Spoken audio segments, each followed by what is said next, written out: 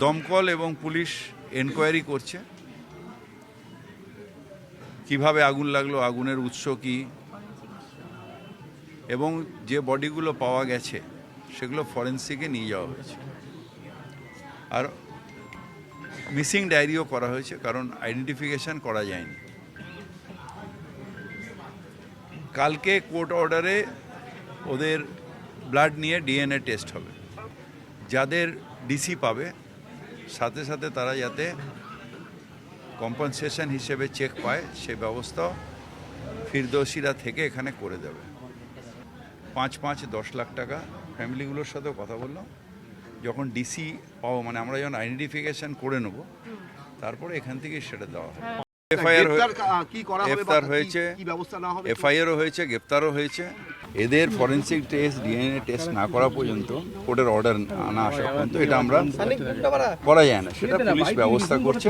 এবং আপনাদের একটাই নিয়ে অ্যাসিওর করছি, ল ইজ ফর এভরিওয়ান, আর আইন আইনের পথে চলবে।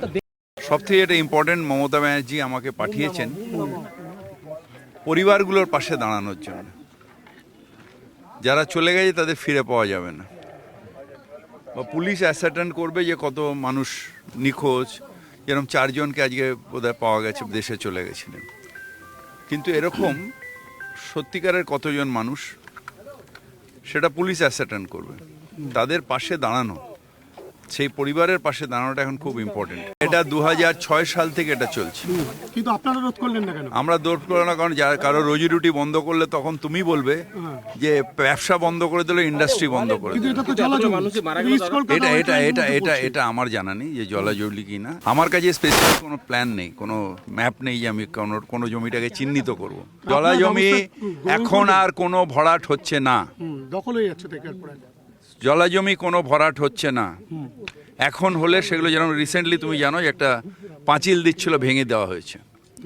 যদিও এটা কর্পোরেশনের এখতিয়ারে নেয়, কিন্তু আমাদের যে এনভায়রনমেন্ট মিনিস্ট্রি আছে তারা অত্যন্ত স্ট্রিক্ট। এখন আমাদের খবর দিলেই আমরা এসে ভেঙে দিচ্ছি।